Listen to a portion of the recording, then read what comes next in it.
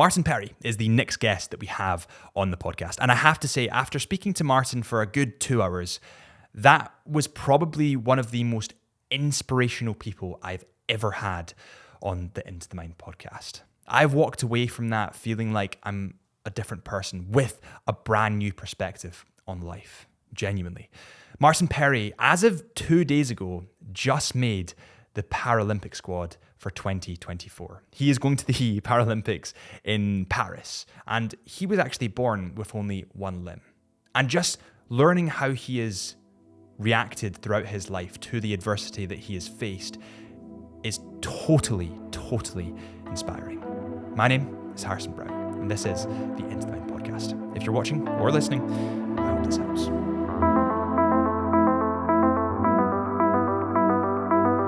So listen, Martin, I think the first question that comes to mind is, why do you do what you do? I'm an absolute idiot. That's why. Like, why are you going to play table tennis when you got no hands and one leg? It's stupid. Like, there's no sense to it whatsoever. But I do it because I love it. It's something that genuinely brings me so much joy, like every single day. And even the days that are like a bit shit and you're tired, you don't want to go to work, and you don't want to train for 4 or 5 hours a day. But I love it. It is just so much fun, and I challenge anyone that's ever played table tennis. It's even on like holiday, couple of beers deep by the pool, there's always a little table. You still enjoy it. Like, it's still so much fun. And for me, that's what hooked me the very first time I played. Like, I had no idea I'd be doing what I'm doing now as a profession. I just thought, I'm just gonna have a little bit of fun with my mates. Yeah. And how did it come about? Like, take me back to there's certain, when I was researching you, there's like certain pillars that I could see within your career of, it getting bigger and bigger and bigger. And the last one coming, was it 2 days ago? Paris Olympic Games? Yeah, 2 days ago I found out I've qualified for the Paralympics in Paris. So yeah, over the moon at the moment. Like, that is unbelievable. Yeah. So how the hell did you get there? Like, take me back to the start of the sort of building blocks that you put in place early on that led you there. Yeah, so believe it or not, I got into table tennis by actually playing rugby for my school. I was mainstream schooled despite my disability. Like, it was something that my parents really pushed for when I was younger, was to obviously make sure I was involved in everything that my brothers were involved in. There was going to be like no exemptions. So I went to mainstream able-bodied school in Paisley, where I grew up, and I've always been quite tall and broad. So and to be honest, I wanted a skive off a few days off. So that, the PE teacher was like, we're looking for guys to come play rugby. Yeah. You fit the build, like, do you fancy it? And a few of my mates were playing, so I was like, yeah, we get to run around, like, act about daft.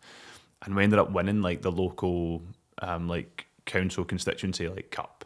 Yeah. It was just 7-a-side rugby for like local high school boys. Like, it was a bit of fun. Yeah. And someone from Scottish Disability Sport just by chance happened to see me in the paper like 2 days later, because we'd actually won.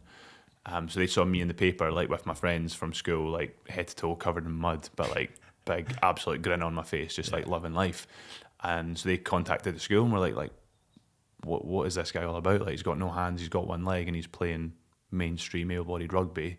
Like, tell us more. So the school sort of arranged like a little meeting between myself and some representatives from Scottish Disability Sport.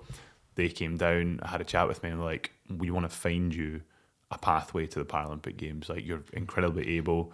You're obviously very tall, charming, handsome. All these things. Their words, not mine, honestly. But no, they were really supportive, and like from that very first day, they were like, you're very capable of doing what you do. Let's try and find you something to target at the games. Yeah. So I went to a residential summer camp with Scottish Disability Sport. There was like an incredible array of disabilities on show, like things that I'd never even thought of. And it was amazing, and I was like blown away. I was like, wow, this is so cool. And on the final day, there just happened to be table tennis as well. And I tried like pretty much how I'm holding this mug at the moment. It was like how I was holding a bat to begin with. So dreadful. Like, I had no reach whatsoever. But I just loved it. Like, this little ball coming back and forth and me just trying to like hit it with the bat, and I was all over it. I thought it was so much fun. And that was pretty much it. At the end of the session, the guy, Terry, that was running the table tennis session, came up and he was like, did you enjoy that? And I was like, yeah, I loved it. Great fun. And he was like, brilliant, you're going to come to my table tennis club. I was like, all right, not really giving me a choice there, but yeah. Fine. So fast forward a few weeks, I was playing table tennis at this club, and then like fast forward almost 15 years later, I'm going to go to the Paralympic Games. Like it's just crazy. Like it just came about by having fun with my mates, and then slowly sort of took over my life. What a mental journey, though, right? Mental is probably the correct word. Yeah. And what kind of like impact do you think? I think you said something interesting where you were saying that your parents, your mum had sent you to like a mainstream school, and you obviously had three bigger brothers? Three big brothers, yeah. What impact do you think that had on you growing up? Like the best it possibly could have. Like, so as we were chatting before we went on air, like how like brothers just bully you relentlessly. Yeah. Like, and that was life for me. Like, of course they did, but if anyone else tried it, like, wasn't gonna happen. Like, they protected me like so much. But when it came to their advantage, they were all for it. Yeah. So like we'd be playing football as kids growing up. They're like, Martin, you go in goals because you got no hands. I'm like, why? Yeah. And they're like, because we'll score more goals, so we're going to be the best players in the world. You know, so they were just like, yeah, we'll just use your disability for our advantage when we want it. So like, they would chuck like me brothers, in goals. Though. Yeah, that's all what brothers do. Like they're just going to take the piss until it breaks back on them. So they were great because they didn't see my disability. Like they were just like, yeah, just muck in, get on with it. Yeah. But it's only now that I'm older I can look back and realise like that built such a resilience within me. Yeah. Because obviously I could have been like, oh, I don't want to go in goals, I want to play football with you guys. But like actually, I was like, no, I'm gonna save the shots that you hit at me. Like I'm just so like you just like and things like that and just little things like that over the years where like they would try and they weren't actually using my disability against me, but you know what I mean? Like they were trying to like get one up on their little brother. And it was just like building this resilience and competitive attitude within me because I was just like, well, I'm not going to let it stop me. I'm not going to hold me back. And so, I mean, I probably owe a lot of credit to my family just for my attitude and outlook on life because I was able to just, you know, forget about my disability. Like I consider myself so lucky that I was born without my hands and my leg because, you know, the fact that I've not had to go through some traumatic incident or injury or illness or whatever it may be, like, I'm so lucky that I was just born like this. And the same way that my family were just able to just be like, yeah, who cares? Get on with it. Yeah. You know, so like, I do feel very privileged in that sense. Yeah. I think what struck me about you as soon as you walked in is your unbelievable mindset of it's so positive and everything is so positive and it's like a breath of fresh air. Like Drew and I, as soon as you walked in, we were like, oh, really positive guy. Like really, like you just bring the mood up, which is such a rare thing nowadays. I think the age of social media and the age of TikTok and Instagram and everyone's looking at their phones and they're comparing themselves to other people and they're not internally happy with themselves. Is there ever a point in your life when you've gone through that kind of struggle mentally, or have you always been an extremely positive person? I think it's a bit of both. You know, like I'm not going to be like, yeah, I'm the happiest guy on the planet, and I'm not, like everyone compares themselves to each other. Like you said, like especially social media now, everyone's always got it better than you have. You know, and it's so easy to get sucked into this false way of thinking. Yeah. But like, let's be honest, if I was comparing myself to all the people in the world that are like me, probably only about 3 of them. Do you know what I mean? Like I've got very few people to actually compare myself to. And that's kind of my approach to social media. And like, so like, give you an example, my wife hates it. So see when someone like wins the Euro Millions, and she's like, why wasn't it us? And I'm like, I hope they're really happy. Like, I hope it changes their life. And she's like, can you not just wish it was us that won the Euro Millions? I'm like, yeah, well, I would do it. Like, it'd be absolutely awesome. But like, I hope it doesn't muck up their life and they actually go and do really cool stuff. And she's like, I just want to go on holiday. Do you know what I mean? Like, so she's like, can you just like, wallow in self-pity with me for 5 minutes and then we'll go back to our lives. Like, so things like that. So yeah, like I do try and have this relentless positive attitude, mainly just because it winds folk up. But do you think that was your brothers? Like I know that when I've got one older brother, and if I was like a bit down, my brother would be like, shut the fuck up.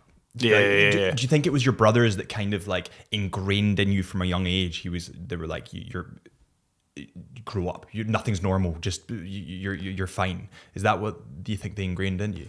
I think in a way, yeah. But I think like so we weren't like the most well off family growing up. Like my parents were in like a lot of debt, and there was a lot of problems within the family and stuff. So I think we were able to find a lot of positives as kids growing up, you know, and so that made us like incredibly tight when we were growing up and just playing together and having fun, you know. So it wasn't until like the later like stages for them, because I'm the youngest by like 5 years and then 7 and then 9 years. So it's like, quite a big, so it's big quite gap. big gaps. Yeah. Like, so my brothers are like 2 years, and then there was like a 5-year gap, and then me. Yeah. So like when I started like getting a bit more like self-confident and kind of understanding who I was, you know, like sort of young adolescents going into high school and things like that, like my brothers were long gone with kids, and Yeah. you know, like I'm going into high school like as an uncle of like a 2-year-old and things like that, you know, and it's just like it's one of those things where like I was in a very different situation from a lot of the people that I knew. Yeah.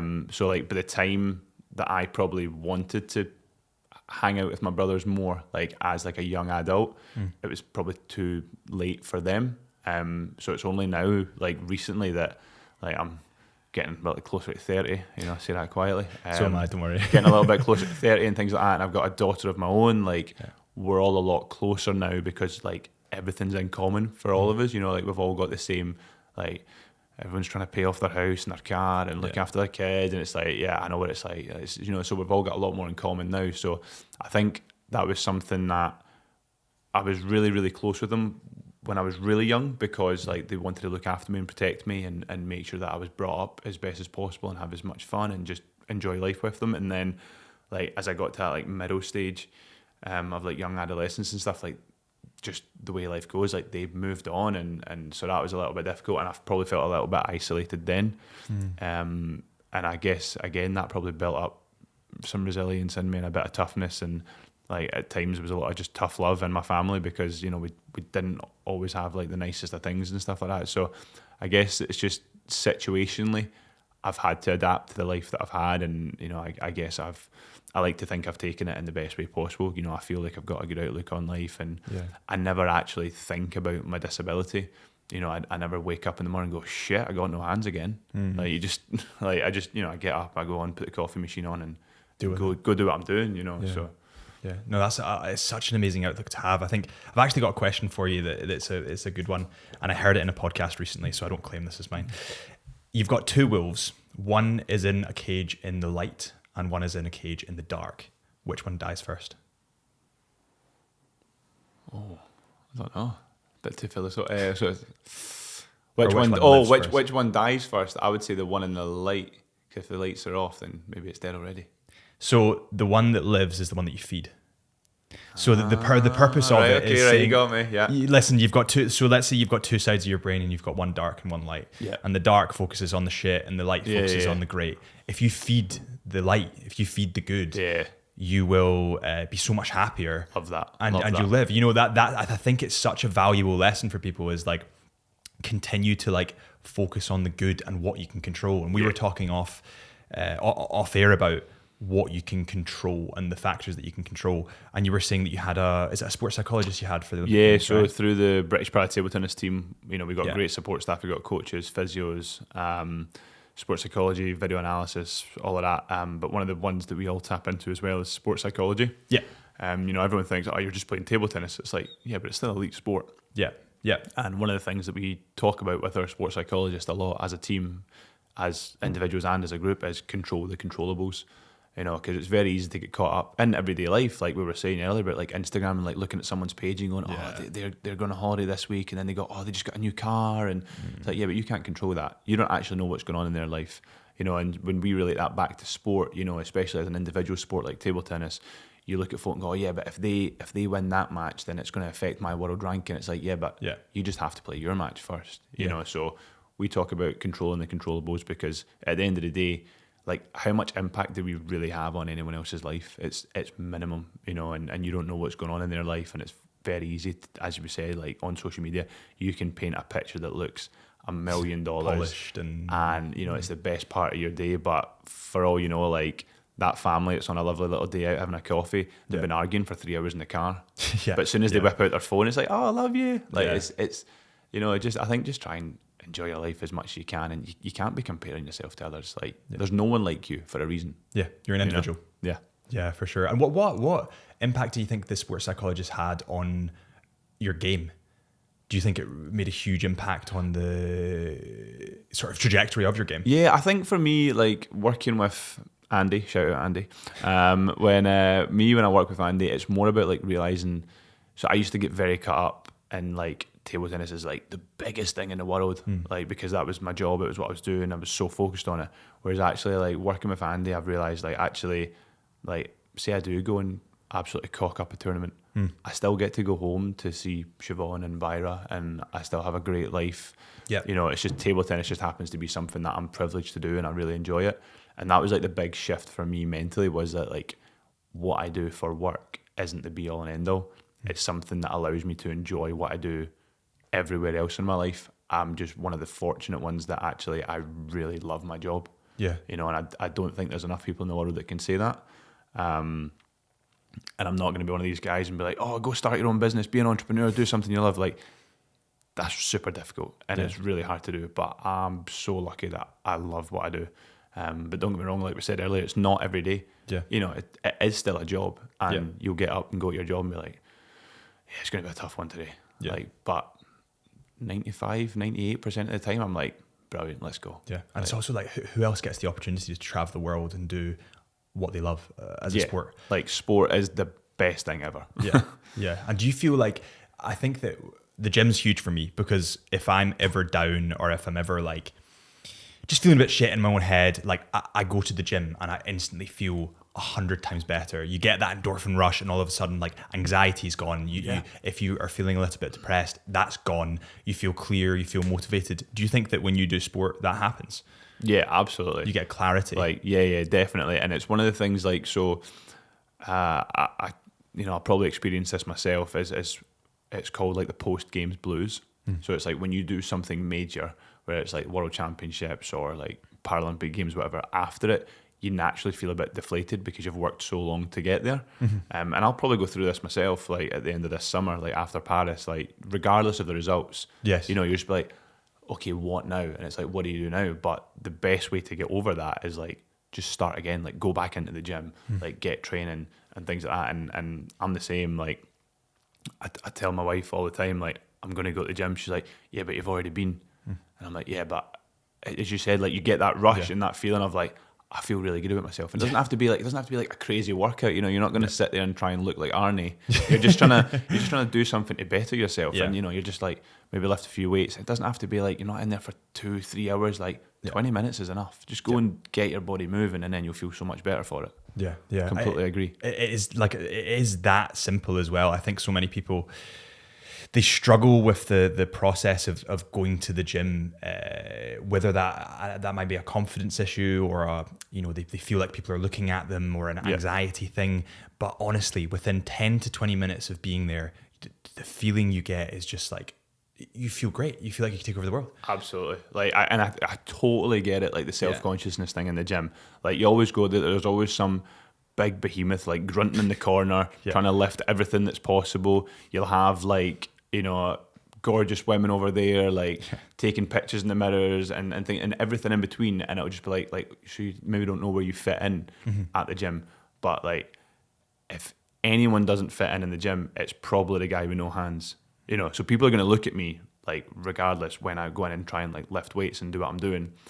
And so I get it a lot. Like I'll be doing my workout and folk will come up and be like, really sorry to interrupt your workout. I just want to say like, amazing job. And I'm like taking the headphones off, like, sorry, oh yep, thank you very much, like really appreciate it. And I go back to it like, what number was it on? Yeah, you know what I mean, it just like throws me off. I'm like, shit, just leave me alone. Like, let me work out. You know, but it's like I totally understand like why people get self-conscious going to the gym. But actually, once you're in that environment, like so supportive. Like I feel like when you go to the gym, like no one actually cares what part of your fitness journey you're on. Yeah. Whether you're at the very beginning or towards the very end or anywhere in between, people are just like, yeah, let's do it. Fancy it. Like, and it's actually a really supportive community going to the gym. It is, isn't it? Yeah. It's huge. And I think that like a lot of people, especially overweight people, have that confidence issue when first going to the gym. But you see, when I'm in the gym and I see someone overweight really grinding, I'm like, go on, in. Amazing, love it. Amazing. What is your advice for people that have maybe got that self-conscious thing where they feel like they can't make that step to getting to the gym? Just like, it doesn't have to be the gym, as you said, just something that are self-conscious about. Just try like the littlest version of it as possible, even if it's like at home. Do you know what I mean? Like if you've got, like if you live in an upstairs, downstairs, like try and go up the stairs like twice to get something. You know what I mean? Like you've left your phone in the bedroom, go up, come back down, then go back up and get it. Like just do something to like be like, oh no, maybe I could go to the gym for like an extra 10 minutes today because I've done the stairs extra. Like just take small steps. You know, it's so daunting to go into any new environment, especially if you already are conscious about why you need to be there. Yeah. You know, like just little by little. And as I said, like chances are, like I've been really lucky to travel the world. 99% of people are really good people. Yeah. Like just give them a chance. So like you're not going to go to the gym and be belittled, and you see all these horrible videos online where like, oh, look at this idiot doing the machine wrong. It's like the amount of hate that person then gets in return, like outweighs what you're going to feel like tenfold. Like go and do it. You'll love it. Yeah. No, 100%. Have you ever had any like, what have been the dark times in your career? Because you've had a very successful career. You've got an extremely positive outlook, which is really inspiring. But has there ever been any kind of times that you've had second thoughts and just the dark times within your career that you thought, fuck, how do I move forward from this? Yeah, absolutely. Like so for up until qualifying for Paris this summer, all the major championships that I've played in, I've never actually qualified for. I've been lucky to go, and that's the way I see it. So, like for example, the European Championships. When you represent Great Britain, comes down to selection, you know, and I've been selected 3 times, I think, now for European Championships. Yeah. And it's one of those ones where at least for 2 of them, I was like, probably don't really deserve to go. That was really down in the world rankings and things like that. The World Championships in 2022, when I managed to win a bronze medal at, I failed to qualify. I didn't meet the criteria, and then I ended up getting awarded a wild card by the world governing body for table tennis. So that was just such like fortuitous event that I was able to go. What is it? What is a wild card? So basically, for anyone that doesn't qualify, you submit an application with like a little bit of a bio about like why you deserve to go and what you've achieved, blah blah, and then they look at all these applicants and go, yeah, that one. Yeah. So I was really lucky to go.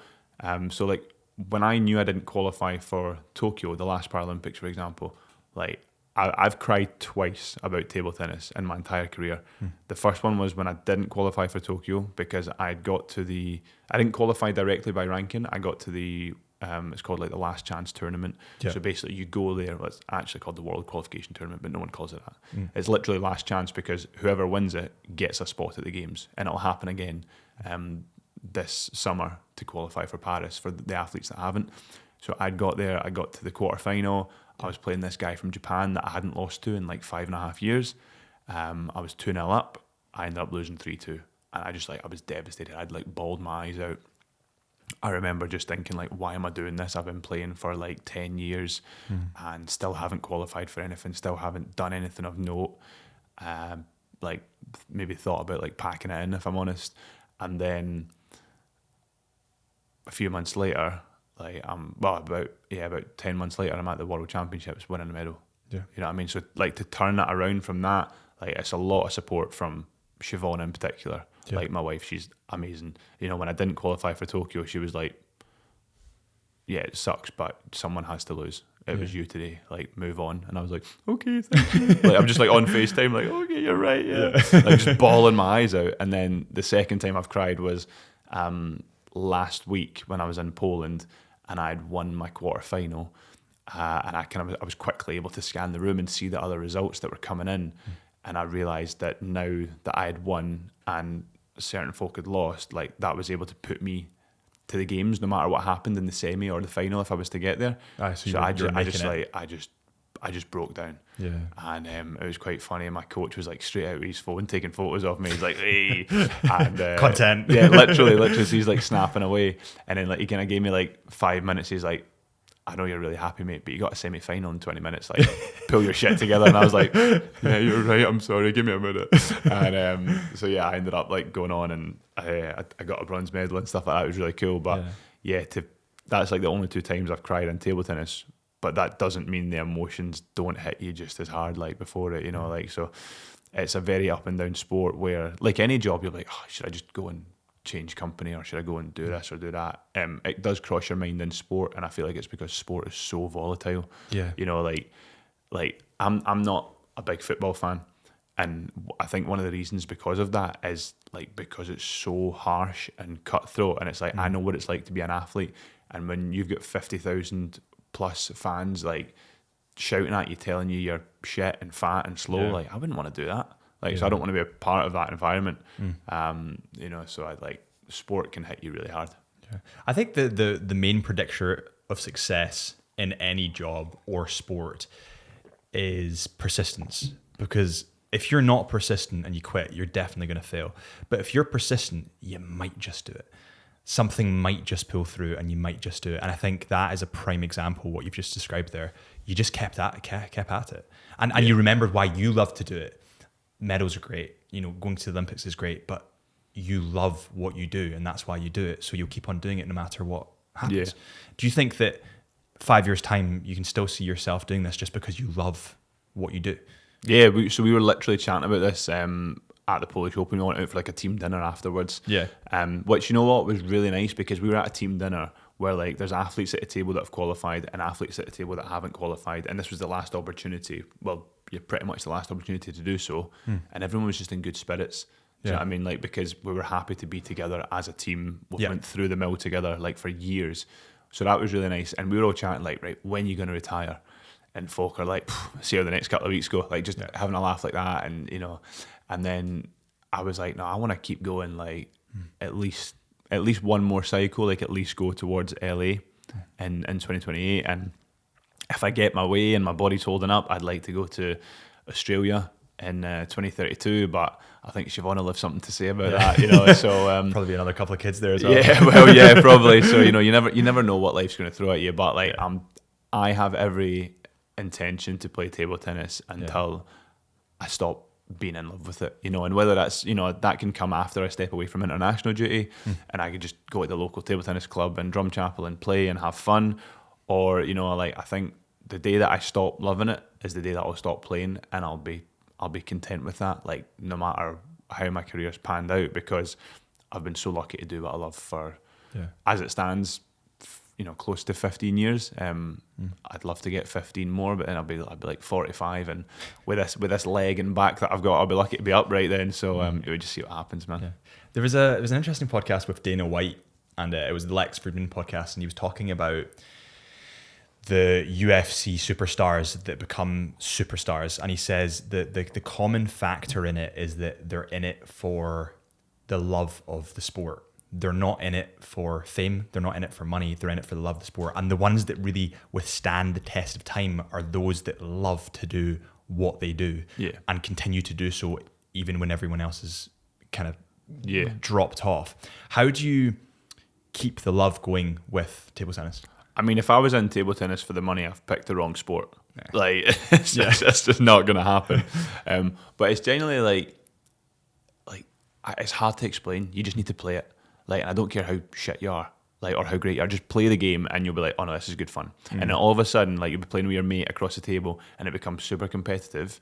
And then all of a sudden, you're like, we'll just have a game for 10 minutes. You're there for 2 hours. Yeah. And you'll be dripping with sweat, and you'll be knackered, and you'll come off. You'll be like, another one. Yeah, like you will, like you'll just love it. It's so much fun, and for me, like as I said, it's just something that I can't describe, because for me, table tennis just brings me so much joy. Like when you hit a sweet shot, and you're like, yeah, that was pretty fucking good. Yeah, you know. And then like you look around, like no one cares, because it's like it's just bang average. Like you're playing table tennis, like, but you feel like a superstar when you hit a really good shot. You're like, yeah, that was awesome.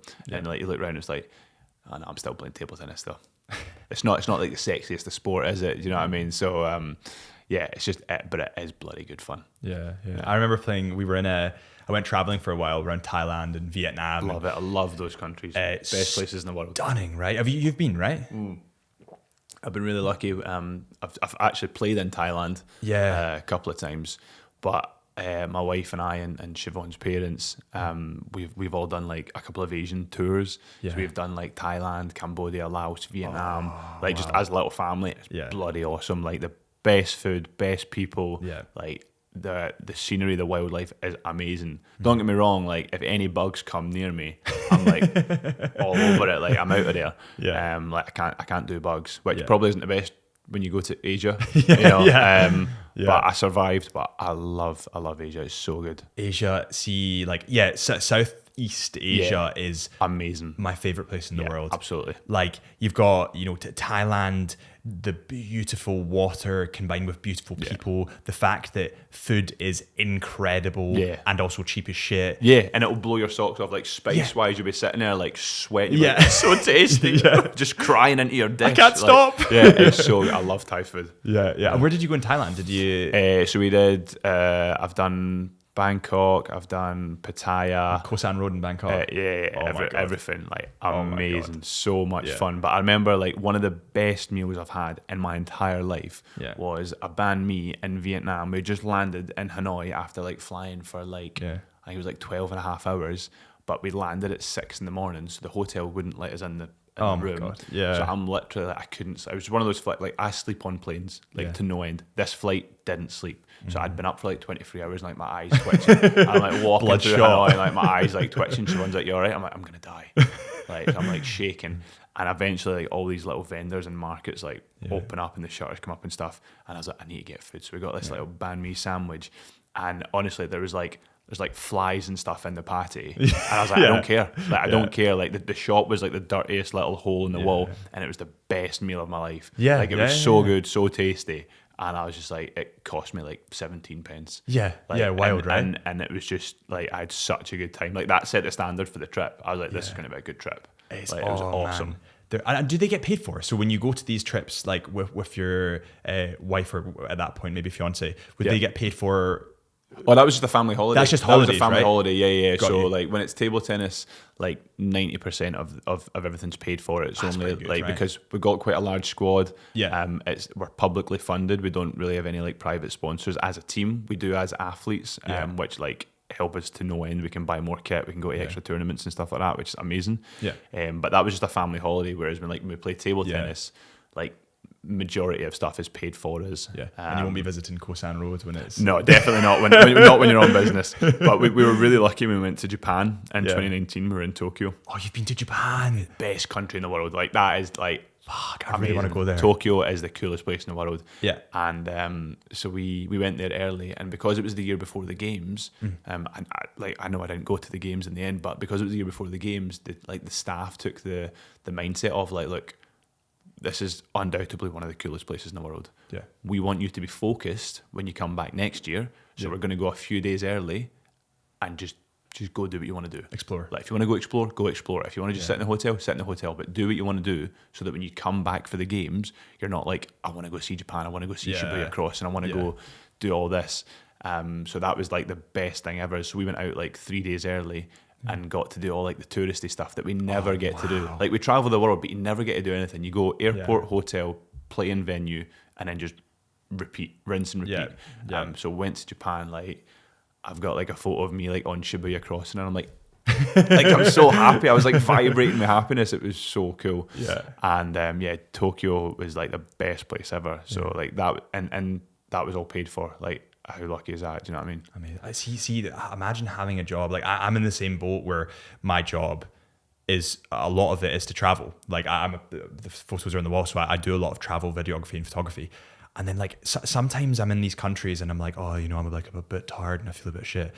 And then I think like, how fucking lucky am I to be sitting in like Vietnam? Yeah. In a hotel, and I'm like, why am I sad? Like, I remember for one of my most memorable trips, and Siobhan says I'm going to be like I'm going to be in like a Liam Neeson movie. I'm going to be like in like Taken, because I just like make friends wherever I go. Like I'll just chat to anyone.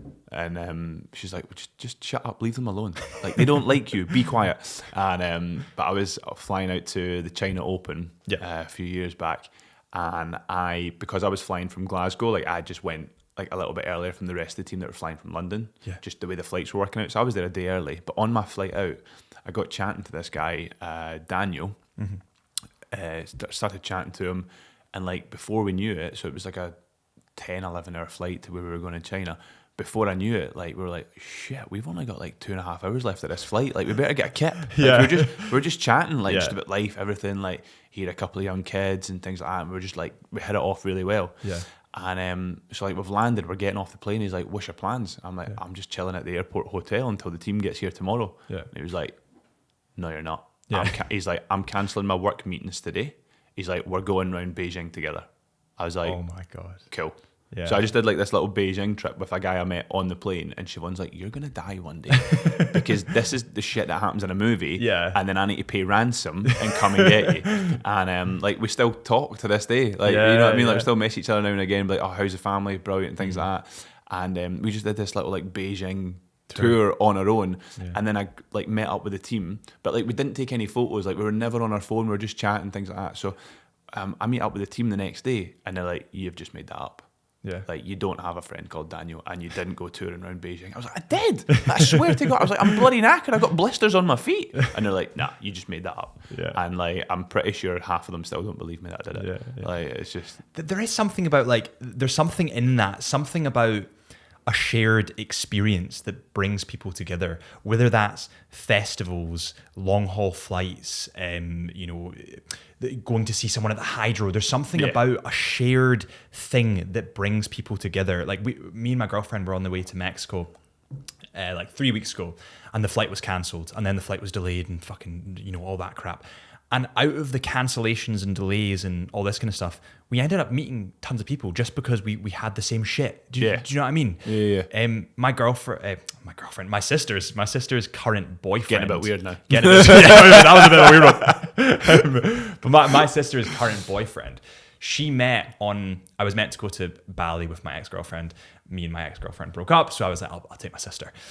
We were on the way to Bali, which is like a really huge flight, and this guy drops his AirPod by accident below my sister's seat. They're now that's my sister's boyfriend now. No, that's mad. Wild, right? That but is like, crazy. There's something in these moments that's what makes them moments. Is that it's like a shared experience. Do you think that you kind of found that when you've traveled quite a lot of Asia then, right? Yeah, done a fair bit. Japan, China, Thailand, Vietnam, Cambodia, Laos, Malaysia. Fucking hell. So you've been to Indonesia? Oh no, Malaysia. Malaysia. Yeah, you would love Indonesia. Yeah, I'm desperate to go. Like, I just love Asia. Like as you said, like that southeast corner of the world is just amazing. Like it's so much fun. The people, the food. Even like respect. My parents went to Japan. I've never been, but I really want to go. And they're getting a bit older now, and they were just like, just the respect that people just had. So nice and polite, and it's like, and it's not fake in any way. It's just like you're very conscious of other people, not just yourself. And I feel like, especially like in the Western world, we're very much like, I am the most important person in this room. Yeah. Do you know what I mean? Whereas like you go to Asia and it's like, no, you are. Yeah. You're the most important person in this room. And then they feel that mutually. And so you just like, as you said, it's just respect, and you're very courteous and very kind to people. Yeah. And I love it. Like I went on the train. I ended up getting knocked out of the Japan Open like really early. I had a terrible tournament. And one of my teammates, she's in a wheelchair. She dropped her phone as she was like pushing along. Yeah. And like the phone went under the wheelchair. Bang, gone. And she was like, shit, now I can't talk to my family back at home. They're going to be like really worried. Yeah. She's like, I got a cheeky question. Like, she was like, because you're out. And I was like, oh, brilliant, yeah, rub it in. She's like, because you're out, any chance you go buy me a new phone? And I was like, yeah, cool, okay. So I ended up doing like a little day trip on my own. Yeah. Like all over, like I got like 3 trains in the subway, like all over Japan, trying to find an Apple store. And like got her a new iPhone. And then like came back, and she's like, "Oh, thank you so much." Like, so I got to like explore on my own. But like, so when I was on the train, like, there's no devices out, nothing. People are just like polite, respectful. They'll read a book. Like, it's so clean as well. But fun fact about the Japanese iPhones is that even in silent mode, when you take a photo, it still makes the like just so that noise, just so you know to take a photo. Really? Like it's hardwired into the phones. You can't get away from it. Like, so I got back to the back to the venue, and I give Megs a phone. She's like, oh, brilliant. First thing she does, because she's young, logs into Snapchat. Like, I don't even know how that thing bloody works. Yeah. She logs into Snapchat, and she like sends a photo to her sister. She's like, I'm alive. It's like, she's like, fuck. She's like turning it off. It's like, she's like, no. Like, so she can't even use Snapchat without being like self-conscious about it. And she's like, I hate this phone. Like, she got back to the UK, it was like straight on eBay. She's got another one. I was like, goodness, genuine Japanese iPhone. Yeah, exactly. Like, we'll make camera noises every time. Like, bum, straight on eBay. Like, it's ridiculous. It was interesting what you were saying there about like, in Japan, you are the center of the world. You know, it's not I'm the center of the world, it's you. And I think so much anxiety and stress is caused by people thinking that they are the center of the universe. Yeah. Because it's very easy to think, because you're in your own head, you're by yourself, you're on social media, you're looking at your own profile. So everyone thinks that like they are the center, but if they had the mindset that no, I'm not the center, that like other people are, I think that would alleviate tons of anxiety. Absolutely. Like, did you find that in Japan that it was almost? Well, I just found that, like, as I said, because like people are so courteous towards everyone else, that it then puts you at ease, because you don't feel like you're like, you know how sometimes if you're in like a new environment, you're like, and very British thing, oh, I'm very sorry, but can I? You know what I mean? It's like, oh, I'm very sorry, can I? Whereas like in Asia, they're like, absolutely, please, like come do exactly what you want to do, like, because you've made that choice, come and enjoy it, like, and so they're really just like, yeah, go and do it, and that was really nice. Whereas like in the UK, I feel like we feel we're always putting someone's nose out of joint by like trying to do something. And as you said, like that attitude of like, no, I respect your decision, go and do it and have fun with it or whatever, like just takes away all that anxiety, because you don't feel like you're being judged or being watched or like constantly under surveillance, you know, by like everyone else on social media. It's like, no, like, yes, please come enjoy, like do what you want to do. Like it's brilliant. I love it. Isn't that weird that like when you're at a restaurant and the food was a bit shit, like in Scotland, we just have this thing where we just won't complain. Yeah. How was it? Loved it. Loved it. You walked out. You didn't eat it. It's weird though, isn't it? Yeah. It's like there's this thing that you're right. We kind of feel like we're putting we're upsetting somebody else. By doing what we want to do. Yeah. Whereas like if you're ever needing to complain at a restaurant, Siobhan's sister Yasmin, queen of it. She's like the most polite, loveliest woman you could ever meet. And I still don't know how she does it. I need to video it one day. Yeah. She'll like get some lessons. She will complain at a restaurant, but in such a nice way that like even the staff are like, oh my goodness, you know, you're right. Like you're right. It's free. And I'm like, I didn't like the potatoes. They were fucking shit. It's like, oh, you're paying double now. I'm like, I don't know how she does it. She's amazing. She's got like such a way with words and with people. But yeah, I completely agree. Like we'll go out for dinner. Like, how was it? Like, lovely, thank you.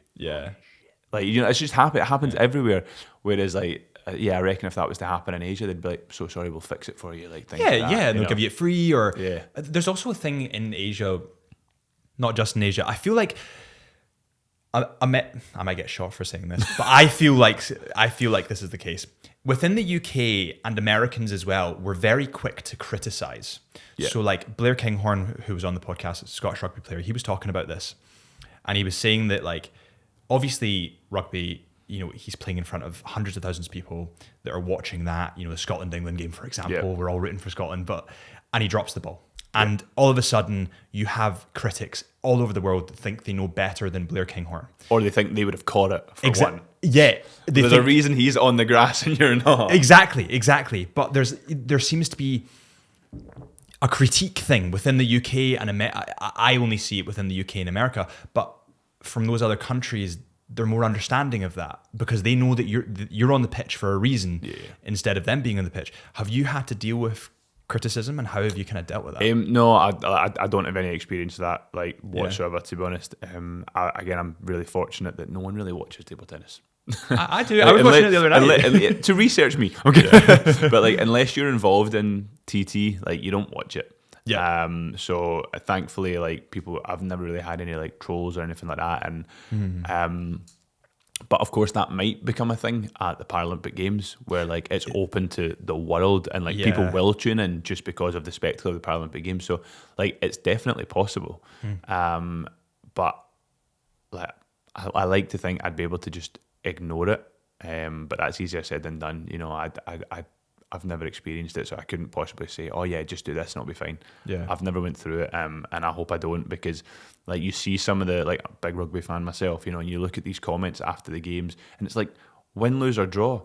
Like they're rubbish, they're shit, should have done this, why didn't you do this at 17 minutes in? It's like, come on. Like, I know. There's a reason you're in the pub drinking a pint of Guinness watching this. And there's a reason that guy or girl is on the pitch like busting a gut. Like, do you know what I mean? It's not as if no one's going out there to lose. No one's going out there to be like, I'll just half-ass it today. Like they're trying to win. They're trying to play the best they can do, and they're trying to put on a spectacle for you. You know, the person in the pub watching it or in the stands. Like we're so easy to criticise, and I hate it. And we do need to. I think you're right. I think we do need to. whenever we feel like we need, we want to, we can get as invested in the game as we want, but we do need to take a step back. And these guys read the comments. Yeah, absolutely they do. Yeah, like Blair is very resilient, and he's an mate. By the way, Blair's the most funny guy. He's such a good laugh. But his thing is he doesn't read the comments.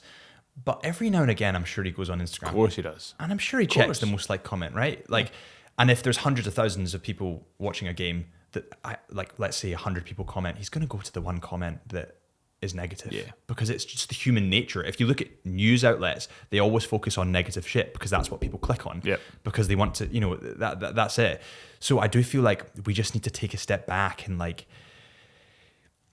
kind of just be a bit kinder to each other, maybe. Yeah, and I'm not saying that like we can't criticize athletes, like because like, and I'm not saying it because it's not because of their wages. People go, oh, but they earn so much money, I deserve to. It's like, no, they don't choose the pay packet they're on. Yeah. Like, would you turn down the money they're on to do your job now? Of course you wouldn't. Mm-hmm. So I hate when people go, oh yeah, but they get paid all this money, like footballers in particular. Oh, he's on 200 grand a week and he can't use his left foot. Mm-hmm. It's like, yeah, but he doesn't need to use his left foot, and things like that. But I do agree with the fact that like we can't go in like super hard on these athletes. Yeah. We can criticize in a way that isn't like just absolutely cutthroat and belittling people, constructive and things like that. Like, so you could go, right, I expected better from you in that match, or that's a bit out of character. Usually you make those tackles, usually you make that pass, things like that. But like, just go, but it's easily done though. As you said, we're in a world now where negativity sells,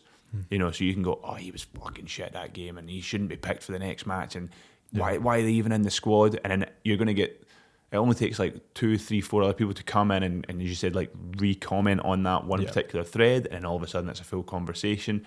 And as you said, because that then gets traffic, it's the one thing the athlete sees.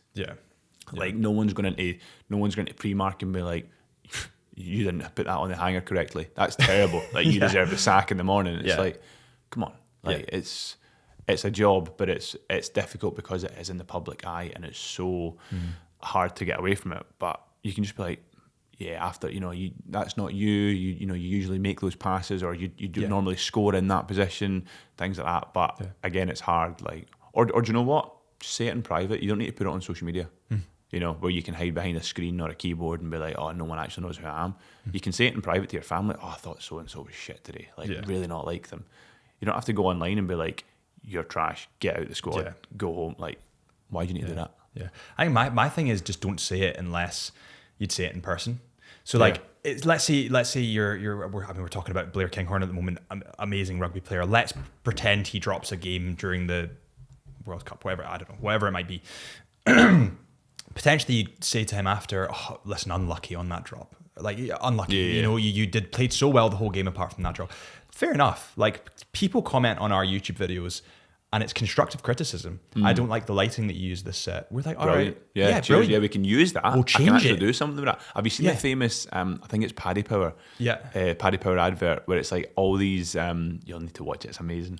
It's all these people like sat at home on their couch being like, oh, one of the best ones, it's like a female boxer, and it's like, oh, she'd shit, I'd knock her out in the first round, blah, blah, blah. And like, so they get the female boxer, and obviously it's all scripted and stuff, but like they go to the guy's house and like ring the doorbell, and he opens the door and he's like, oh, I'm really sorry. I'm really sorry. She's like, no, and like throws my pair of gloves. It's like, come on. Then he's like, no, I'm really sorry. And like the things like that. So it's like people slating all these athletes. And then they go and get these people and put them in that environment with the athlete. And it's a really good, it's like one of the best adverts ever. Puts it into perspective. It's like, like you couldn't do it. So get off their back. Yeah, exactly. How are you thinking about, like, what was your mindset? What was your mindset when you got the call 2 days ago, or the message about the Paralympic Games 2024? It was. What was the first reaction? What did you do? It was genuinely like a sigh of relief. Like, wow, I've actually done it. It's been something that's been coming. I've been playing table tennis for 14, 15 years, and then so there's a great photo of me at the World Championships where I win a bronze medal. And I'm like literally like roaring up to the sky. But when I won my quarter final last week at the Polish Open, I knew I was like 99.9% in. And I could feel the energy like coming up, and I've like went to roar, and all my teammates are like, he's gonna do it again, because I'm very passionate when I play. And I've like leaned back to like scream, and I just went, I wasn't deflated, but I was just like so relieved that I'd finally like gotten over the line. And then, so we knew the world ranking list, it gets published the first of every month. Yep. So like Sunday night into Monday, I couldn't sleep, and it wasn't because my daughter was up all night screaming. Like she was sound asleep. It was me. I'm just sitting there like refreshing the page. Like, come on. So eventually, like I drift off, just out of exhaustion. I wake up. It's 3:00 in the morning. Straight on my phone. Yeah. Like refresh the page. I saw that I was in, and I was like, okay, back to sleep. and then like I woke up in the morning, and I was like, but the ranking list isn't the official document. Yeah. So I'm like, oh, there's going to be a mistake. Like something's going to go wrong. So then, you almost didn't believe it. Yeah. So then, like Tuesday, when the actual official document came out, I'm scrolling. I'm like, no. And then there was me, like towards the bottom of the list, and I was like, I'm in. And I was just so chuffed. Like I was just like, I finally done it. And no matter what happens at the games, like no one can take it away from me that I'm a Paralympian now. Yeah. You know. And the thing is, like, when you're a para athlete, there's a misconception that you just get called a Paralympian, you know, and that's like saying every track runner that you meet is an Olympian. It's not the same. Like you have to earn that title. Yep. So now that I can really proudly say, like, when the games come around, like, I'm a Paralympian now. Like that means so much to me. There's been so many years, like literally half of my life has gone into this game. So yeah, when the games come around, like no matter what happens, like of course I'll be at one stage or another, like unless I go and win like loads of gold medals, at one stage or another I'm going to be disappointed with my results. But that's from a professional point of view, like as an athlete and as a sportsman. But as a person, I couldn't be more made up. Like I've achieved a life dream. You know, at one point this was just a fairy tale dream. It then became a little far off goal, and then it became like, no, this is a target you can actually hit. And now that I've actually done it, like it just feels amazing. But it was just, I expected to be this overwhelmed, super happy, like, yes, I've done it, this is awesome, like, I am the bloody man. Whereas actually when it happened, I was just like, oh, thank God. Like, I've actually done it. It was just relief, you know, and that, like, just relaxation of, like, you've bloody done it now. So that was a weird feeling, because it wasn't the emotions I thought it was going to be. I thought I was going to be, like, bouncing around the room, and whereas actually I was just like, thank God. You know, it was like a weight off my shoulders that I'd finally done it. So as I said, like whatever happens, I don't care. You know, I'm going to play to win, but you've made it, and that's such a humongous achievement, and the amount of people that get to say that is tiny. Yeah, and I think like as well, one of the coaches pointed out to me, like in the modern era of the Paralympic Games, which is like, so that's when the games went side by side with the Olympics. Like in the modern era, no one from Scotland has represented at the Paralympic Games for table tennis. Okay, I'll be under the banner of Great Britain, which I'm super proud to be. But you're Scottish at heart. But like the fact that no other Scot has done it, like for me that's amazing. Like no other Scots, as far as we're aware, we've looked at record books. In the modern era, like no one's been to Olympics or Paralympics representing Great Britain as a Scot in table tennis. So for me, I'm like, wow, that's pretty bloody special. You know, it's a lonely club. It's a very lonely club, but I'll take it. You know, that's awesome.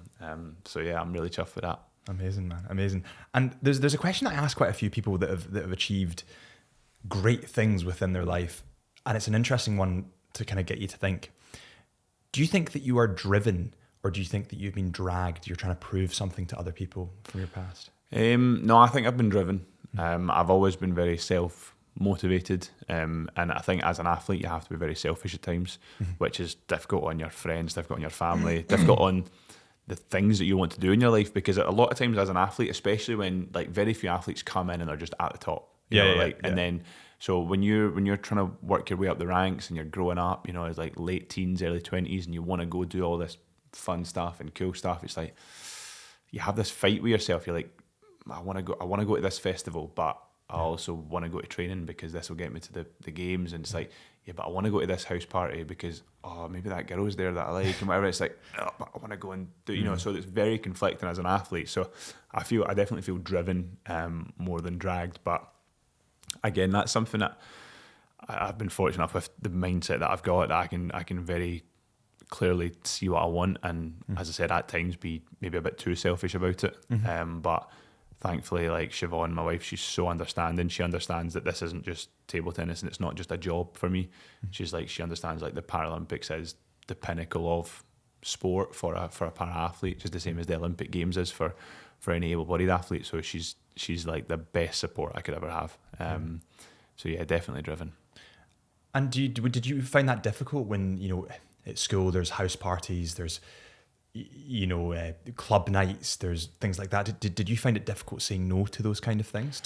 In the beginning, yeah, until I remember there's like one of my core memories. I was like 19 or whatever, and I remember going into a club with my mates, and like you take your jacket off, you hand it in, like £3, whatever it is, you get your little ticket, you put it in your pocket, and literally I walked up to the bar, got one drink, and I remember looking around going, this is fucking shit. And I went and got my jacket and went home. Like I was like, I've always been such an old man. Yeah. He says in his cardigan. Do you know what I mean? Like I've always been such an old man. So like I walked in and I was like, the music's too loud. I can't hear what anyone's saying. Yeah. I just want to get a drink. It's taking 20 minutes to get served. Yeah. Just give me my coat. I'm going home. Yeah. So once I'd kind of experienced like clubbing a couple of times, I was like, nah, I don't really want to do it. But whereas like now that I'm older, when I've got like time off, like I'm super happy to be like designated driver for my mates. Yeah. Like I've had more sober nights out in a club than I have like being out clubbing. Just because like I'll go and have a laugh with my mates and like just watching them slowly like deteriorate, piss away the night, and they can't speak, and I'm just like wetting myself. I'm like, right, come on, you've had enough. Get in the car, and they're like, yeah okay, and they're like stumbling towards like. So I've done that a few times. Yeah. So like I guess at the time I probably felt like I was missing out, but looking back I'm like, it wasn't me anyway. Yeah. Do you know what I mean? Like if I'm gonna have a drink, I'd much rather sit at like me and Siobhan always say like we love like a proper like old man's pub. Yeah. Do you know what I mean? Like squishy carpets and all sorts. You're just like, what even is that smell? Like I just love it. You can sit there, you can chat, you can meet new folk. Like for me, like if I'm gonna do anything, like that's it. It's not like going out clubbing and like coming in the morning, your ears are ringing. Like you know, I hate all that. So I think maturing is realizing that nightclubs are utter dog shit. Absolutely. Like I can't reiterate it enough. Like so I've got nephews now that have just turned 18. So they're going out, and I'm like, you're gonna look back, you're gonna be like, that is a waste of time. Yeah. Like but at the same time I'm like, go and do it and have fun now. Like go experience it, have fun, like love it. But I'm telling you right now, like give it 5-6 years and you'll be like, nah, I can't be doing that nonsense. Do you know what I mean? Like there's nothing worse. Like as I said, I've done sober nights out and I'm the driver, and I'll go in and there's like a 35-year-old guy just like living his best life, going nuts, and I'm like, what's went wrong, mate? Yeah. Like, what's going on? Do you know what I mean? Like it's crazy. But I've always been like an older. Yeah. I feel like I've always been an old man in like a younger guy's body. I'm kind of the same. I think there's a common theme within self-motivated people, and it's that they don't need escapism because they love their jobs. Yeah. So a lot of people are in jobs that they don't love. So when it comes to the weekend, they want an escape. So they, and you know, I'm not criticizing. Hats off to them. You know, they drink because they want an escape. Whereas you love what you do. So you think, well, if I drink tonight, I'll be fucked tomorrow. I'm probably going to be a bit meh on Sunday as well. So what's the point? Yeah, exactly. Do you think it's like a confidence thing as well? Like you strike me as a very like non-anxious person. Like you're very good at chatting. You can keep conversation running. Whereas a lot of people are so introverted and anxious nowadays that they need the booze to numb it. Yeah. No, I get that. I think, to be honest, like don't get me wrong, like sometimes you can go into a room, like I try and do a lot of networking, like because it's great for me to try and meet like potential sponsors, or like I do a lot of public speaking, so like it's an opportunity to meet like potential clients and things like that. So, but don't get me wrong, like I don't go in there and be like, oh, I can chat to anyone. Like you'll go in, you'll be like, this is a bit nerve-wracking because like, you know, especially from like a business context, like I'm not a businessman, I'm an athlete, and I like just going and doing my thing. But I understand like I sometimes need to go to these events to like help out my own financial situation and things like that. And also I enjoy it. Like there's a really nice feeling when like I do a public speaking event or whatever, and someone comes up and go, oh, thank you so much. Like that was really inspiring. Like I didn't think about something that had happened in my own life in the way that you did. And that's just going to change my outlook. And that's really humbling. You're like, oh, thank you very much. I'm really glad you took something from it. So like, it's a really nice feeling when you feel like you've helped someone. Yeah. You know, so like I'll go into these like networking events and I'm like, right, just bluff it. Yeah. Like just bluff it. Just be like, yeah, I'm like really happy to be here, but like inside you're like, shit, there's like 300 people here. Away. There's like 300 people here and I don't really know any of them, and you end up chatting. But like once you slowly sort of get into it, it's great. And the best thing is, like usually at all these networking events, like there's always like wine or beer or whatever. And the best thing about being an athlete is you go, no, I'll have the water, thank you. And you let them get drunk, and it becomes so much easier to chat to because you see them all relax, and it's like they don't know what I'm saying anyway. Yeah. So it's brilliant. So you just end up having like fun that way. But yeah, it can be daunting sometimes. You go into a room full of a couple of hundred folk, and you're like, okay, I need to go and make friends. Yeah.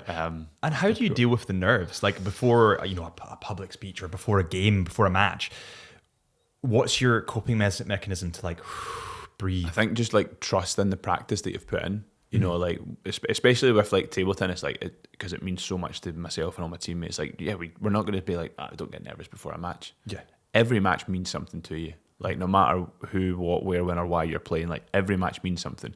But you got to trust in like the practice that you've put in for like all the years and stuff and all that. And it's the same with public speaking. Like when it comes, I don't just rock up and start chatting to folk. Yeah. Like when it comes to like when you're getting up and delivering like a talk, practice. I'll practice in the house like for weeks leading up to it. Because at the end of the day, like especially if like I'm doing a gig, if I'm doing that, it's like you go there and someone's paid for your time, so they deserve to get exactly what they've paid for. So they deserve me to go home and put in hours practicing and scripting the right talk, because at the end of the day, like I'll be talking about my life and the journey that I've been on, but it's not like this where we can sit down and just have a bit of a chat and blah blah blah. It's more like it has to be a scripted journey. Yeah. So it's still the truth, but you have to word it almost like a TV show, because you've got to keep people interested for 20, 30, 40, sometimes an hour, and things like that. So it's not as if you can just go in and like, we could chat the night away here, but actually they want this narrative that comes out. So the money that they pay, they deserve to get that professionalism. Yeah. They don't deserve me just to turn up and go, oh yeah, I was born with no hands, I play table tennis and it's really good fun and I love it, thanks, bye. They deserve what they pay for, so it's something you got to back that practice and you got to put it in. So yeah, that you still get nervous, like you'll stand up there and you'll speak and your mouth will go dry and you're like, oh shit, like I need to actually talk. Sip of water, and once you get going, like the first 90 seconds, you're shitting yourself. Like the first 90 seconds, but then once you start going, you're like, oh no, I can do this. So it's to say that you're not nervous is bullshit. Yeah. I think everyone, in any circumstance, public speaking can be terrifying. Because, and it comes back to that thing as well, though, that we're the center of our own universe. Yeah. So you're sitting there thinking, shit, they're all thinking I'm a dick.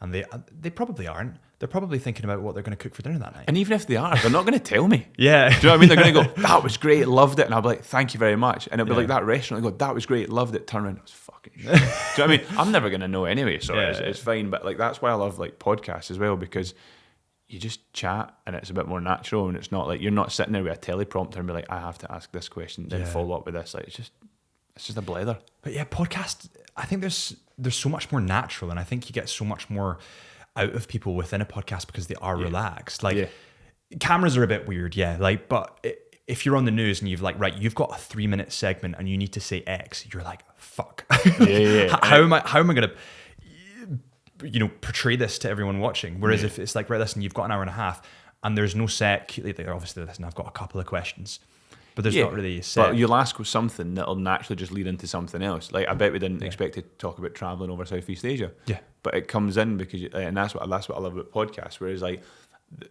like a bit of TV from now and again when I get to put my feet up. But like Dragon's Den, when they go in and just get absolutely grilled by like 5 billionaires, it's like your pitch was awful. It's like, well, of course they're shitting it. Like they're trying to sell their business to you, and you have more money, like, than almost like 95% of the world put together. Like, of course you're relaxed. They actually need this sale. Like, so of course, and they're like, oh, your pitch was terrible. And it's like, yeah, but they've been practicing it for weeks and it's still like, they get in that environment, as you said, like you put a camera out and people are like, oh no. Yeah. And I think maybe that's like a little bit helps with sport, because like there's always photographers and like there's always You're always being filmed. live streams and things like that. Thankfully, as I said, it's table tennis, so hardly anyone's watching, so you don't care. And so you're fine with cameras now. You think that you're kind of like I don't even notice them. Like genuinely, I don't even notice them. Like it's one of those things. Like as I said, I've been in matches where like so we've got like barriers that separate the court, and it's essentially just like a little like plastic piece of cloth with like branding, whatever the tournament is or sponsor, whatever. And like I've been like ready to serve, and then all of a sudden like come bursting through the bottom will be like a photographer because they're not allowed in the court, but like so they're technically outside, but they can poke the camera through the barrier, and then you say like you go to serve, like you throw the ball, because it's like the fast shutter, and you're like, yeah, thanks for that. It's not like I was concentrating, you know. So it's like things. So you kind of get used to the cameras and not really trying to see them. You know, like if I was to sit and like look down a barrel of the lens, I'd be like, shit. But I'm not, I'm chatting to you, so it's not too bad, you know, and that makes it a lot easier, I think, being involved in sport because they're always there. You just get used to turning them off in your mind, so to speak. Yeah, it's that thing in life. It's just like practice. You practice in front of a camera and eventually the camera disappears and you don't really see it. Whereas like for me, I was asked to do a speech at a conference. People were wanting me to speak on the marketing at Chisholm Hunter. And I was like, I can speak to a camera all day, but I don't think I can speak to people. But it's just because I haven't practiced. Whereas like, they're like, oh yeah, but you're so natural in front of a camera. And I'm like, yeah, because I've done it for 4 years. Yeah, and it's just me in the room. There's no one there. So I can talk for 2 hours and cut it all out and edit it and make it better. Whereas like... I make a mistake and all of a sudden it's cropped. Yeah, you'd never know. Whereas like everyone feels like they've made a mistake in like a public speaking event and that's all everyone's going to think about. It's like, it's only you that's going to think about it. Yeah. You know, but it's because... Like, so one of the best advice that I give my teammates, because I try and get them involved in public speaking as well, because as I said, it's a good way to get a sponsor, it's a good way to make good connections, you know, and if we can obviously get more money in for ourselves, we can go to more tournaments, we can buy more equipment, you know, and everything that comes in between it. And I'm like, when you're speaking, it's your story that you're telling. They're never going to know if you fucked up. You know, you'll be like, oh, my Aunt Susan said this one day, and it was actually my Aunt Betty. They're never going to know. But you'll be going home and go, fuck, it was Aunt Betty. Like, no one in that room is ever going to know your story. Like, and I've done events where like Siobhan's been in attendance as well, and she'll call me out on it after it. She'll be like, you got that wrong. That didn't happen. I'm like, oh shit, yeah, you're right. But no one knows. They'll never know. And she'll be like, I know. And she'll wind me up for it for the rest of the night. She'll be like, got that wrong. I'm like, stop it. In terms of, like training is super important in, I suppose, anything you do. Yeah. What is the kind of training that you'll do for your sport? Yeah, so mine's has changed drastically since moving home. Yeah. So I used to live, when I was starting to come up through the ranks with the British squad, I'd moved down to Sheffield where the national centre is. That's where British para table tennis train full time, Monday to Friday. So I was there and it would be like 2 sessions on a Monday with a gym session in between, 2 sessions Tuesday, 1 Wednesday with a gym session, 2 sessions Thursday, and then 1 session Friday with a gym session as well. So, you know, you're eight sessions on the table, 3 in the gym, and then maybe in between that you have to go for physio, you have to go meet the psychologist, you have to go do some video analysis, you know, all those things that encompass being an elite athlete, because it's literally, we walk in, training starts at 9, we'll leave the building after 5 o'clock. You know, it's a full work day. It's full work day. Yeah. So when COVID hit, it was really difficult, like trying to get home and see Siobhan and things like that. So I sat down with the staff and was like, look, can we do a trial run where I move home, train full time at Drumchapel Table Tennis Club, and you're like, if it goes tits up, by all means, pull me back down to the centre. Like, but I need to give this a chance. Like, I'm away from my family. You know, it's super difficult traveling so much, because I would like finish on a Friday, get in the car, drive home, spend the weekend with Siobhan, early Sunday afternoon, straight back down. Like, I was getting no time, like, with my wife, nothing, like, because we were married at this time as well, you know, it's not as if it's, oh, she's my girl, it's like, well, no, we're married, and I don't even see her. So they were like, yeah, no, that's fair, we understand where you're at with your life, not just as an athlete, but like with your actual personal life, so yeah, we can trial it, and, you know, we'll see what happens. Since moving back home, like, I was never unhappy in Sheffield, but I'm just so much happier at home, you know. You got your daughter. Exactly, you got Byra now, like, she's amazing, like, she's absolutely fantastic. But like, now coming back home, it's probably like 1 session a day, instead of 2. But maybe like on certain days they can be really, really long sessions. And then other days it's like 90 minutes, 2 hours, and that's it, done. But what that's also taught me is like every opportunity I get to practice has to be the best practice I can do on that day. But it's not as like if I'm in Sheffield, say, oh, I had a shit morning session. It's fine, I'm training again in 2 hours. I'll smash it then. It's like, no, you've got one session. This has to be the best session of your day. So I think that's put like a lot of ownership and perspective on me. It's like, no, when you go into this session, it has to be your best performance because you're not getting another one today. You know, so coming back home, like my levels definitely went higher. But I feel like it's more than just table tennis related that's happened because of, you know, like my personal life's going really well, like with Siobhan, my daughter, things like that. I get to see friends and family a lot more, and it's just a lot more relaxed. And then obviously I get to go and work my ass off like as much as I want playing table tennis. So everything just sort of comes together and pieces together really nice.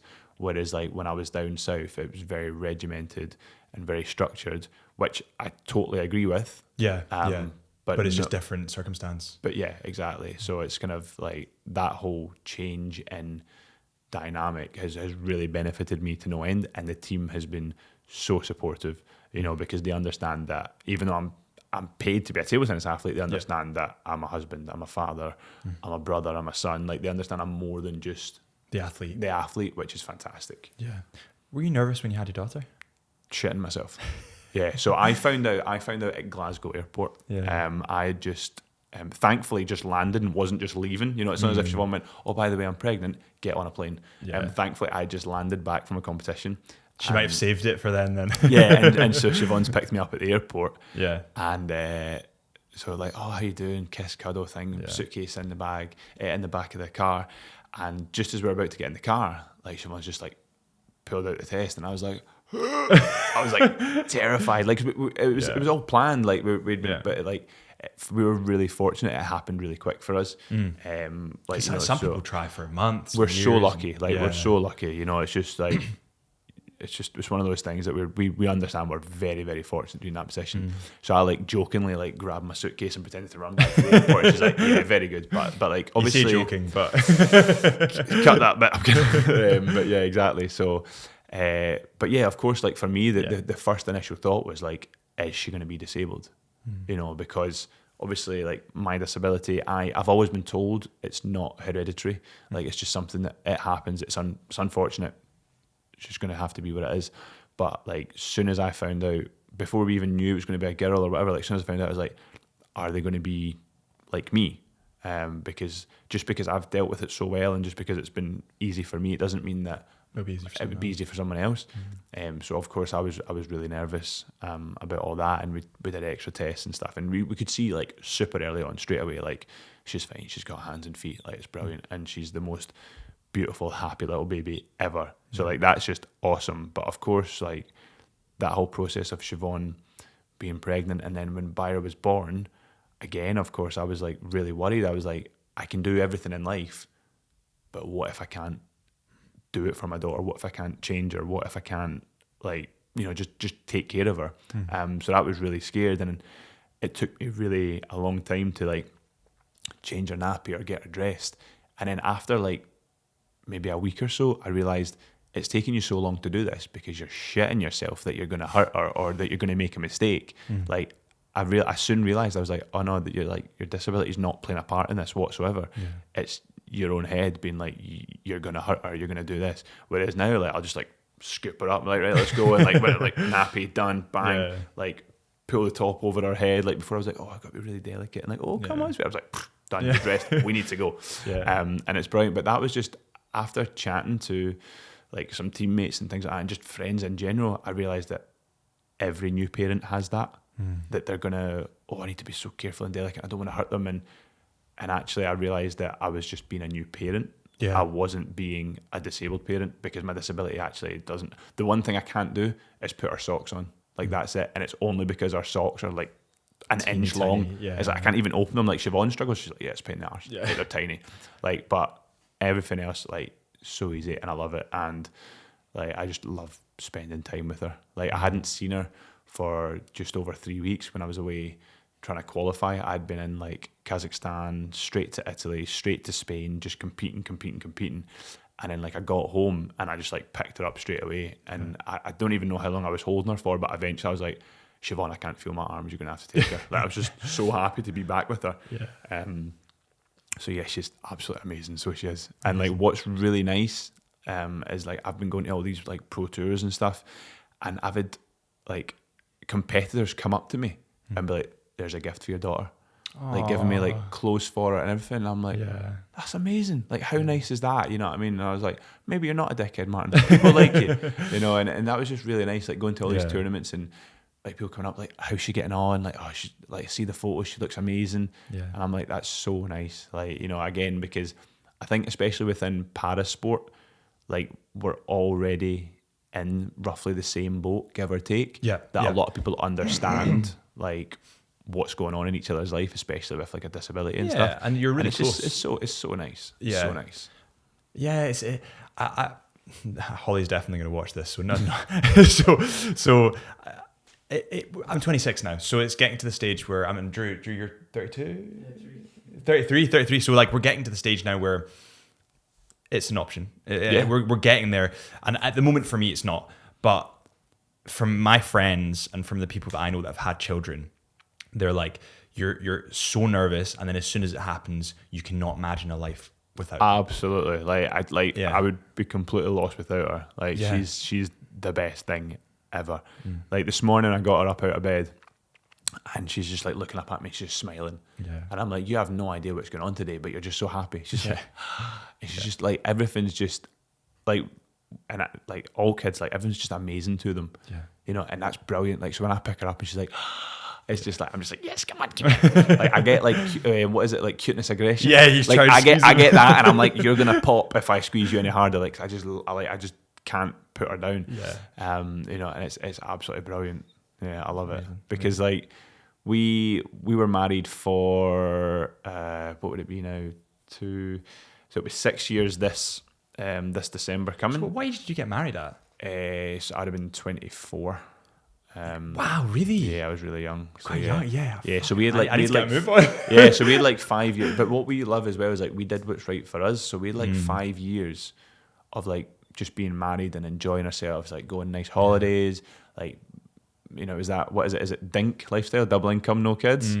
So we'd like go on nice holidays. Asia. We'd buy we'd buy nice shoes and nice clothes, and you know, we'd go out for nice meals and things like that, and probably spend our money the wrong way, but we enjoyed like our time together. And then there's like, right, okay, now like we've had our fun.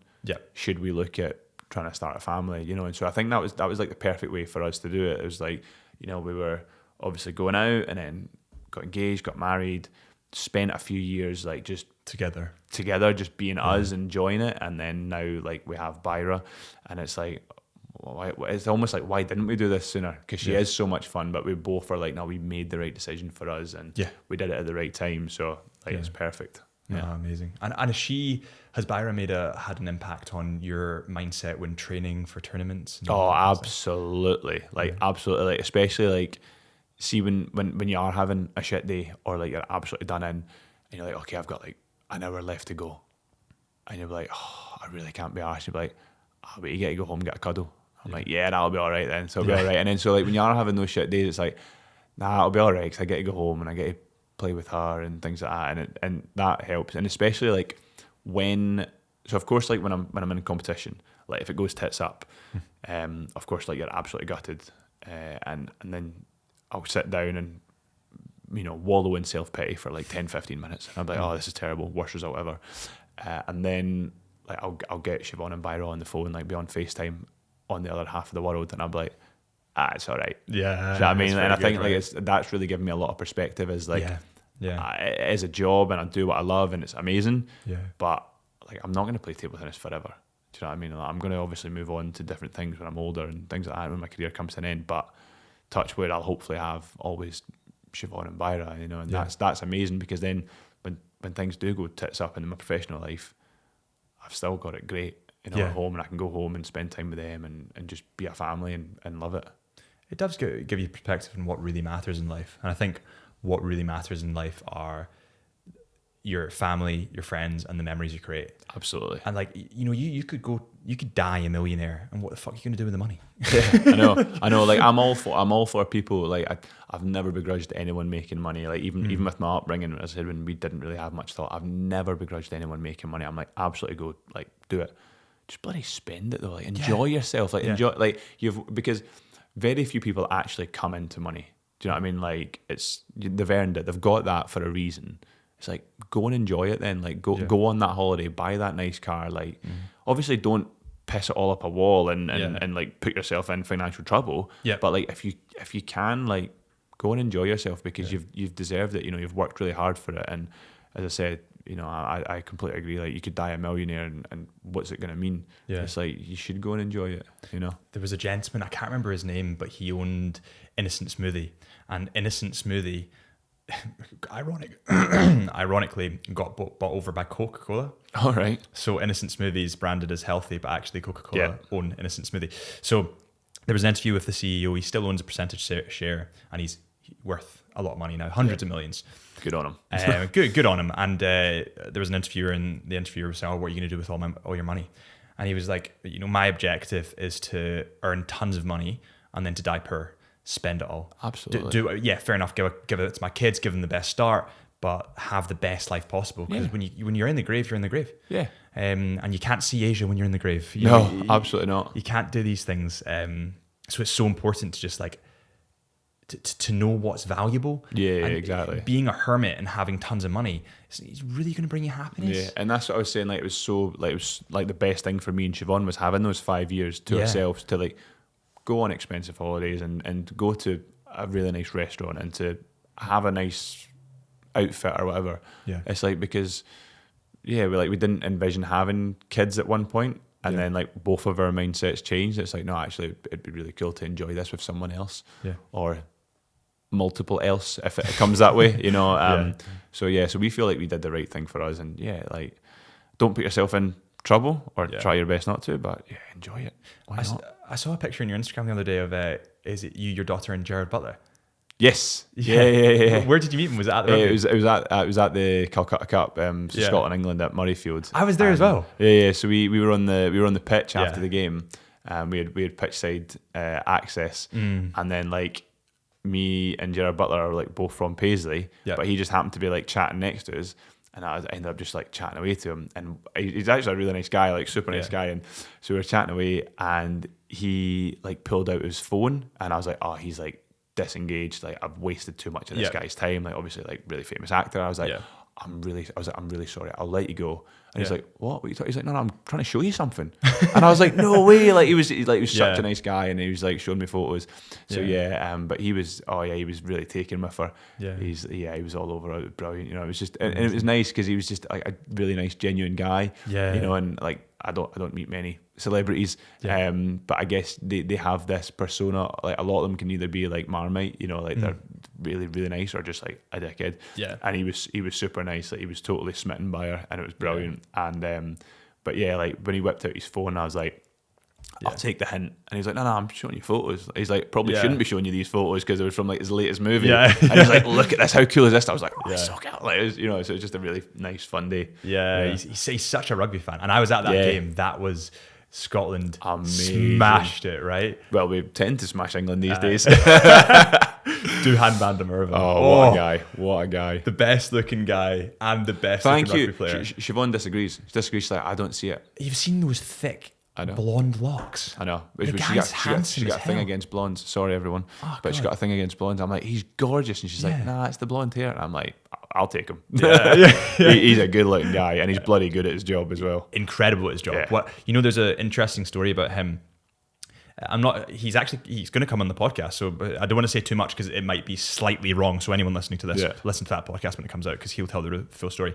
So apparently within South Africa, where he's from, he needed knee surgery or some procedure done to his knee, his leg. Yeah, and they wouldn't do it or something like that, but Scotland would. Exactly. South Africa wouldn't do the surgery, but Scotland did the surgery or whatever procedure he needed. Yeah. So then he played for the Scotland team, and now he's got loyalties to Scotland. Yeah. And now he's one of the best rugby players in the world. Yeah. And he's playing for Scotland. Yeah, tell me he's not getting in the South Africa team. Yeah. Like, you're lying. Like, he's amazing. Yeah. But like, I've not met him personally, but everyone that has that I know is always just like, he like loves this country to no end. Like, and he genuinely, I've watched a few interviews, and he's like, no, he owes his career to Scotland. And I hate all this talk in rugby. It's like, oh, you're poaching players, you're doing this. But like, one, every other country's bloody doing it anyway. Yeah, everyone's at it. And two, like, he genuinely considers himself like a Scot now. Do you know what I mean? Like, of course he's South African, but he's also like, I'm Scottish as well. And yeah, I'd love to meet Dewey. Like, he just seems like such a nice guy. I've met a few of the players, but yeah, Dewey's on the list because I'm like, you're tall, you're handsome, you're built like a British shit house, and you can run fast. You can do everything. It's like what's he got not going for him? You know what I mean? So he seems like a really good guy. The amazing thing about him, about Duhan, is that no matter how many people try to tackle him, they just can't physically get hold of him. Yeah, and he's so fast. He must rub himself in like baby oil before the match. He's so slippery. Slide off. Yeah, he's so good. But yeah, those particularly the try against, well, he's done it a couple of times now, scoring from his own bloody half against England. But like the last game where he's just like bang, and he was like millimeters from being out in touch as well. It's just like, he's so good. And I remember just being there. Like, Byra was at the game as well, obviously from the photo, and she's like in her noise defenders, just like like she's out cold, and I'm like, like going nuts in the crowd. I loved it. Like, it was such a good game, and that's the joy of sport. Like, it just brings, like, how many people are there? 60,000 people, maybe more. Like, just.